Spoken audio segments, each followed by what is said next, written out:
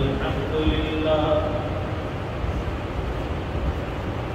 الحمد لله الذي هدانا لهذا وما كنا لنهتدي لولا أن هدانا الله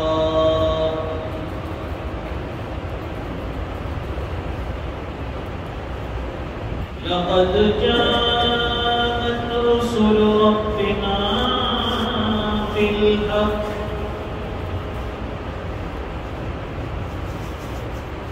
صلوات الله وسلامه على سيدنا محمد المصطفى وعلى آله وأصحابه أجمعين أما بعد فأعوذ بالله من الشيطان الرجيم بسم الله الرحمن الرحيم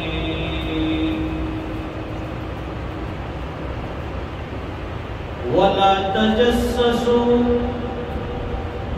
ولا يغتب بعضكم بعضا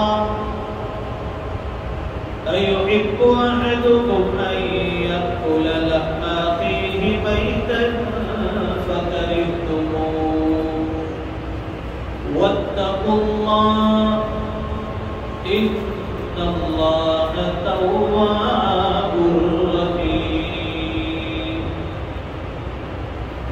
صدق الله العظيم اللهم صل على سيدنا ومولانا محمد وعلى آل سيدنا محمد وبارك وسلم. بزرگوں اور دینی بھائیوں،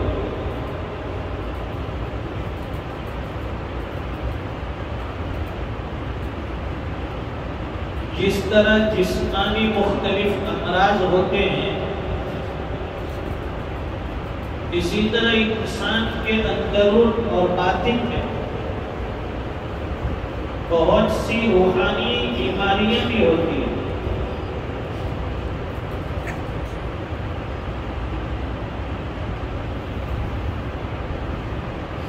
اور وہ بیماری روحانی اعتبار سے مہلک ہوتی ہے جس کی وجہ سے انسان کی روحانی ترقیاں رک جاتی ہیں.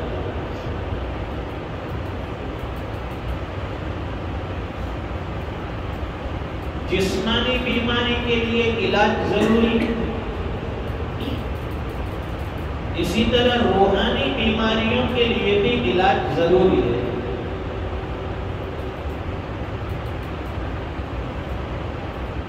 اور بہت سی روحانی بیماریاں تو ایسی ہے انسان کو پتہ نہیں ہوتا کہ میں روحانی اعتبار سے بیمار ہوں. جسمانی اعتبار سے پتہ چل جاتا ہے، بھائی مجھے بخار ہے، مجھے نزلہ زکام ہے، پیٹ کا درد ہے، سر کا درد ہے، ہاتھ پیروں میں درد ہے. انسان اس کو محسوس کرتا ہے کہ میں بیمار ہوں. اور روحانی بیماریاں کہ جس کا انسان کو جلدی پتہ نہیں چلتا کہ میں روحانی اعتبار سے بیمار ہوں. ہمارے اندر غیبت کا مرض ہے، دوسروں کی برائیوں کی بیماری ہمارے اندر ہے، لیکن ہم اس کو بیماری نہیں سمجھتے. ابھی یہاں بیان میں سنا کہ بھائی غیبت کرنا بری چیز ہے، کبیرہ گناہ ہے. تو اتنی دیر تک انسان سوچ لیتا ہے کہ نہیں، اب میں برائی نہیں کروں گا، اب میں کسی کی غیبت نہیں کروں گا. پھر جیسے ہی باہر نکلتا ہے، دوستوں سے ملاقات ہوتی ہے، مجلسوں میں بیٹھتا ہے، تو یہاں سنا ہوا سبق وہ بھول جاتا ہے. پھر وہ برائیوں شروع کرتا ہے، پھر وہ دوسروں کی غیبت میں مبتلا ہو جاتا ہے۔ تو یہ روحانی بیماریاں ایک دم سے چھوٹنے والی نہیں ہیں۔ کسی ماہر طبیب، کسی اللہ والے کے پاس، کسی شیخ کامل کے پاس اس کا علاج کروانا ضروری ہے۔ وہ اس کو چھوڑنے کے طریقے بتائیں کہ یہ بیماری کیسے دور ہوگی، اس کا علاج وہ بتائیں۔ اب تو روزانہ غیبت کرتے ہیں، برائیاں کرتے ہیں، زندگی میں کوئی فرق محسوس نہیں ہوتا، سوچتے بھی ہیں کہ یہ بیماری چھوٹ جائے، لیکن پھر اس میں مبتلا ہو جاتے ہیں کیونکہ علاج پوری طرح سے نہیں ہوا۔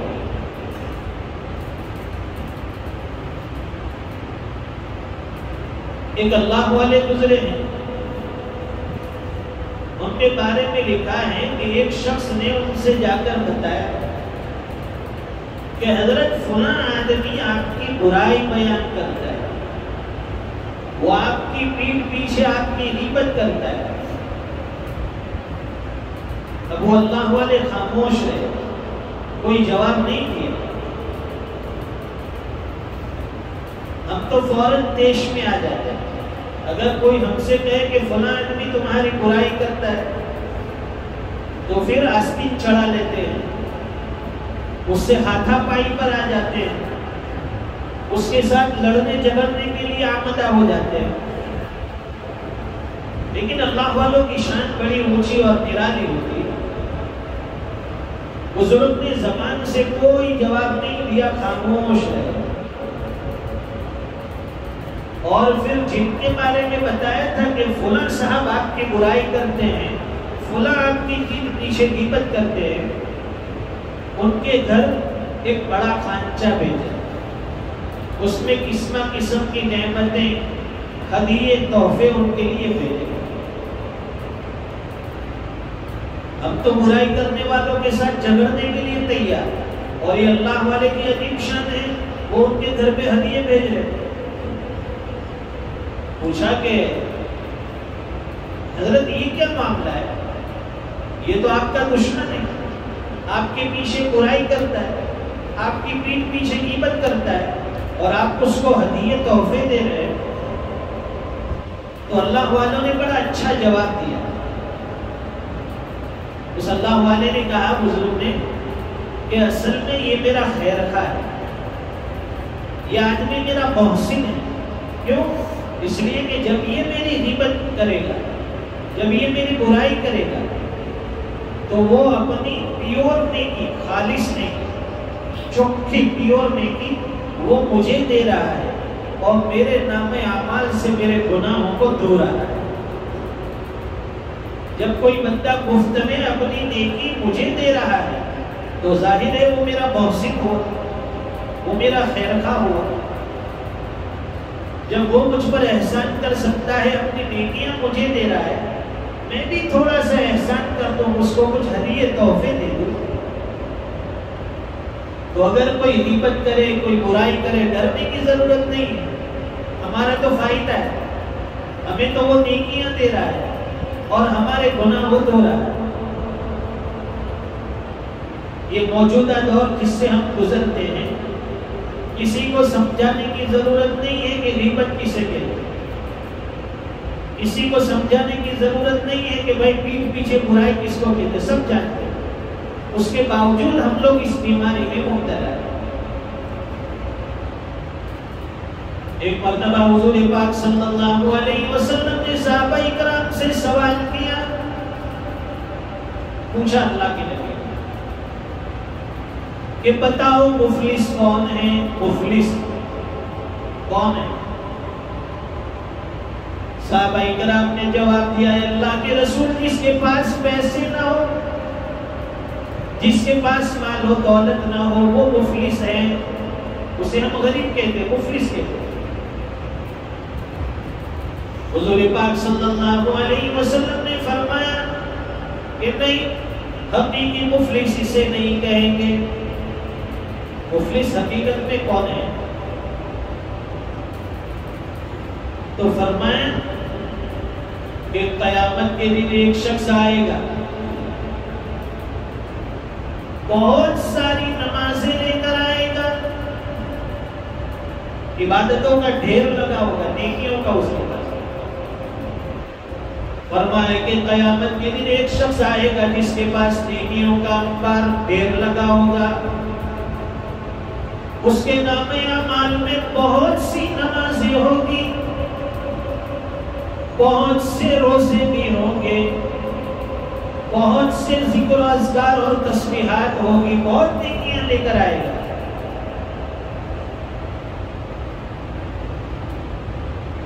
لیکن فرماتے ہیں کہ دوسری طرف لوگوں کے حقوق بھی مارے ہوں گے، لوگوں کے حقوق دبائے ہوں گے۔ آنے والا کہے گا کہ اللہ اس شخص نے میرا فلاں حق مارا ہے، دوسرا آ کر کہے گا کہ اللہ اس نے فلاں حق دبایا ہے، تیسرا کہے گا کہ میرا فلاں حق اس نے ضائع کیا ہے۔ نیکیاں بہت ہیں، ڈھیر لگا ہوا ہے، نمازیں خوب پڑھی، روزے بھی فرض روزوں کے علاوہ نفلی روزے بھی خوب رکھے، ذکر و اذکار، تسبیحات، صدقات، خیرات، ساری نیکیاں لے کر آئے۔ لیکن دوسری طرف لوگوں کے حقوق ضائع کیے۔ حق دبانے کا مطلب ہم لوگ یہ سمجھتے ہیں کہ کسی کا مال کھا لیا، یہ تو حق دبانا ہے، لیکن حق دبانے کا مطلب یہ ہے کہ کسی کی غیبت کی ہوگی، کسی کو زبان سے تکلیف پہنچائی ہوگی، کسی کو ہاتھ سے تکلیف پہنچائی ہوگی، کسی کو ہمارے اخلاق سے، ہمارے کردار سے، ہماری گفتار سے تکلیف پہنچی ہوگی۔ یہ سارے بھی حقوق کہلاتے ہیں کہ سامنے والے بندے کو کسی بھی طرح سے ہم نے تکلیف پہنچائی، قیامت کے دن وہ اپنا حق لینے کے لیے کھڑا ہو جائے۔ تو قیامت کے دن نیکیاں بہت ساری لے کر آئے ہیں، لیکن لوگوں کے حقوق بھی دبائے۔ آنے والا ایک شخص کہے گا کہ اللہ اس نے میرا فلاں حق دبایا ہے، مجھے حق دلا دے۔ اللہ فرمائیں گے کہ جاؤ اس کی نمازیں لے جاؤ۔ ایک آئے گا اس کی نمازیں لے کر چلا جائے گا، دوسرا آئے گا حق لینے کے لیے وہ اس کے روزے لے کر چلا جائے گا، کوئی آئے گا اس کے ذکر و اذکار لے جائے گا، کوئی تسبیحات لے جائے گا۔ یکے بعد دیگر سارے حقوق لینے والے اپنا حق لے کر چلے جائیں گے، پھر بھی کچھ لوگ باقی رہیں گے۔ نام اعمال نیکیوں سے خالی ہو گیا، جو لے کر آیا تھا وہ قرض میں چلا گیا، لوگوں کا قرض تھا، لوگوں کے حقوق دبائے تھے، ساری نیکیاں چلی گئی۔ پھر بھی کچھ لوگ کھڑے ہیں کہ اللہ ابھی ہمارے حقوق تو باقی۔ اب اللہ فرمائیں گے کہ اس کے نام اعمال میں نیکیاں تو ہے نہیں، اب ہم اس طرح سے دلوائیں گے کہ دوسرے جن لوگوں کے حقوق باقی ہے، اللہ فرمائیں گے کہ ان کے گناہ اس کے نام اعمال میں ڈال دو۔ اب بدلہ اس طرح سے دلوائیں گے کہ دوسرے کے گناہوں کے بوجھ وہ اس کے نام اعمال میں ٹرانسفر کر دو۔ اللہ کے نبی فرماتے کہ قیامت کے دن آئے گا، بہت ساری نیکیاں، بہت ساری عبادتیں لے کر آئے گا، لیکن لوگوں کے حق مارنے کی وجہ سے اس کے نام اعمال میں نیکیاں تو نہیں ہوگی، بلکہ دوسروں کے گناہوں کا بوجھ لے کر ہو جائے گا۔ یہ امت کا حقیقی مفلس ہے، اسے مفلس کہتے ہیں۔ تو اس لیے نیکیاں تو ہم سے زیادہ ہوتی نہیں، نیکیاں کرنے کے لیے بڑے پاپل پیلنے پڑتے ہیں، نمازیں پڑھنے کے لیے محنتیں کرنی پڑتی ہیں، تب جا کر یہ نیکیاں حاصل ہوتی ہے، اور ہم کتنی آسانی سے اس کو گنوا دیتے ہیں۔ جہاں کسی کی برائی کی زبان سے 2-5 منٹ تو ساری نیکیاں ٹرانسفر ہو رہی ہیں۔ نیکیاں دینے کے معاملے میں کنجوس بنو، اپنی نیکیاں کسی کو مت دو۔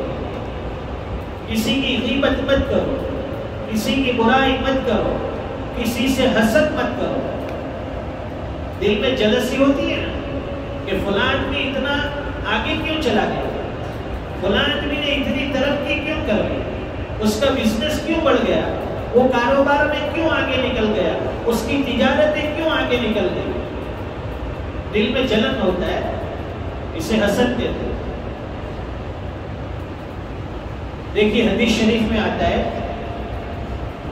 حضرت عبداللہ ابن عمرو ابن عاص رضی اللہ تعالیٰ عنہ صحابی رسول ہیں، فرماتے ہیں ایک مرتبہ حضور پاک صلی اللہ علیہ وسلم کے ساتھ ہم مسجد نبوی میں بیٹھے، مسجد نبوی میں بیٹھے ہوئے تھے۔ اللہ کے نبی صلی اللہ علیہ وسلم کی لسان مبارک سے یہ جملہ نکلا، یہ بات نکلی، اللہ کے نبی نے فرمایا کہ ابھی اس طرف سے جو شخص مسجد میں داخل ہوگا وہ جنتی ہے۔ اللہ سبحان اللہ، اتنی بڑی بشارت، وہ بھی اللہ کے نبی کی زبان سے فرماتے ہیں کہ ابھی اس طرف سے مسجد کے اندر جو شخص داخل ہوں گے وہ جنتی ہے۔ سارے صحابی کی نگاہ ٹکی ہوئی ہے، نظریں جمی ہوئی ہے کہ یہ گیٹ سے کون آتا ہے۔ دیکھا کہ تھوڑی دیر میں ایک شخص اس طرح سے مسجد میں داخل ہوئے کہ ان کے چہرے سے وضو کا پانی ٹپک رہا ہے اور ان کے بائیں ہاتھ میں جوتیاں تھیں۔ مسجد میں آئے، بیٹھے، راوی حضرت عبداللہ ابن عمرو ابن عاص رضی اللہ تعالیٰ عنہ فرماتے ہیں مجلس ختم ہوئی، اب میرے دل میں یہ رشک تھا کہ میں اس آدمی کے اعمال دیکھوں کہ یہ کون سے ایسے اعمال کرتا ہے کہ اللہ کے نبی نے اسے جنتی ہونے کی بشارت دی۔ کہا کہ مجلس سے نکلنے کے بعد میں ان صاحب کے پیچھے پیچھے چلنے لگا۔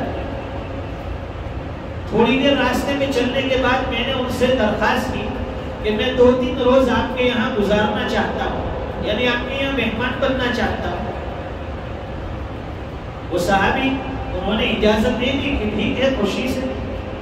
صحابہ کرام کا مزاج تو مہمان نوازی والا تھا، ان کے یہاں مہمانوں کا آنا جانا کوئی بڑی بات نہیں تھی اور کوئی تکلفات بھی نہیں تھے۔ ہمیں مہمان بلانے سے پہلے گھر میں ہوم منسٹر کی اجازت لینی پڑتی، سوچنا پڑتا ہے، مشورہ کرنا پڑتا ہے، خرچہ کہاں سے آئے گا۔ صحابہ کرام کے یہاں کوئی تکلفات نہیں، مہمان بننا ہے آپ کو، چلیے لے۔ حضرت عبداللہ ابن عمرو ابن عاص رضی اللہ تعالیٰ عنہ فرماتے ہیں کہ رات کو انہوں نے مجھے آرام کے لیے چارپائی لگا دی، میں اس چارپائی پر لیٹ گیا، لیکن رات کے وقت میں سویا نہیں، لیٹا رہا، لیکن جاگ کر دیکھتا رہا کہ یہ صحابی جس کے بارے میں اللہ کے رسول نے جنتی ہونے کی بشارت دی ہے، ان کے کون سے اعمال ہیں جس پر ان کو جنتی ہونے کی بشارت دی ہے۔ لیکن میں نے دیکھا کہ وہ بھی رات بھر سوتے رہے، تہجد کے لیے بھی نہیں اٹھے، صبح فجر کی نماز کے لیے اٹھے، نماز پڑھی، اب دن میں بھی ان کے پیچھے میں لگ گیا، وہ جہاں جاتے تھے میں بھی ساتھ ساتھ، دن بھر میں بھی کوئی خاص عمل نہیں دیکھا، نہ کوئی نفلی عبادتیں، نہ ذکر و اذکار، نہ تسبیحات، نہ تہجد۔ جب نماز کا وقت ہوتا مسجد میں آ کر نماز پڑھ لیتے تھے۔ 2-3 روز اس طرح سے گزرے، میں نے پھر ان سے کہا کہ اصل میں آپ کے یہاں مہمان اس لیے بنا تھا کہ اللہ کے رسول نے آپ کو جنتی ہونے کی بشارت دی کہ آپ جنتی ہیں، تو میں آپ کے اعمال دیکھنا چاہتا تھا کہ ایسا کون سا عمل آپ کرتے ہیں کہ جس کی وجہ سے آپ کو اتنی بڑی بشارت ملی ہے۔ وہ صحابی کہنے لگے کہ بظاہر تو ایسا میرا کوئی خاص عمل نہیں ہے، لیکن ہاں میرا ایک عمل ایسا ہے کہ جس پر مجھے امید ہے کہ اس عمل کی برکت سے اللہ کے رسول نے مجھے جنتی ہونے کی بشارت دی۔ وہ عمل یہ ہے کہ میرا سینہ ہمیشہ بے کینہ ہوتا ہے، میرے سینے میں کبھی کینہ نہیں ہوتا ہے، کبھی حسد نہیں ہوتا ہے، کبھی بغض نہیں ہوتا ہے، کسی بھی مسلمان سے ادنا سا حسد میں نہیں کرتا، کسی مسلمان سے ذرہ برابر کینہ میں نہیں رکھتا۔ فرماتے ہیں کہ اس عمل کی وجہ سے اور اس عمل کی برکت سے اللہ کے نبی صلی اللہ علیہ وسلم نے ہو سکتا ہے مجھے جنتی ہونے کی بشارت دی۔ تو یہ کتنی بڑی بات ہے کہ انسان کا سینہ جب بے کینہ ہوتا ہے، حسد سے، بغض سے، عداوتوں سے، نفرتوں سے خالی ہوتا ہے، اللہ تعالیٰ اس بندے کے لیے جنتی ہونے کا فیصلہ فرما دیتے ہیں۔ اب ہمارے دل میں حسد آتا ہے، وہ کیسے نکلے گا؟ علماء نے اس کا طریقہ بتایا، چھوٹی سی بات۔ فرماتے ہیں کہ جس بندے سے ہمیں حسد ہو، جس کے بارے میں دل میں جلن ہو، اس کو نکالنے کا آسان طریقہ یہ ہے کہ اس کے بارے میں دعائیں کرو کہ فلاں شخص سے مجھے حسد ہے، دعا کرو کہ اللہ اس کے مال میں برکت دے، اس کی جان میں برکت دے، اس کے کاروبار میں برکت دے۔ دل پر آرے چلیں گے، لیکن حسد کی بیماری آہستہ آہستہ نکل جائے گی۔ اللہ تعالی ہمیں عمل کی توفیق عطا فرمائے، روحانی بیماریوں سے اللہ تعالی ہمیں نجات عطا فرمائے۔ وآخر دعوانا الحمدللہ۔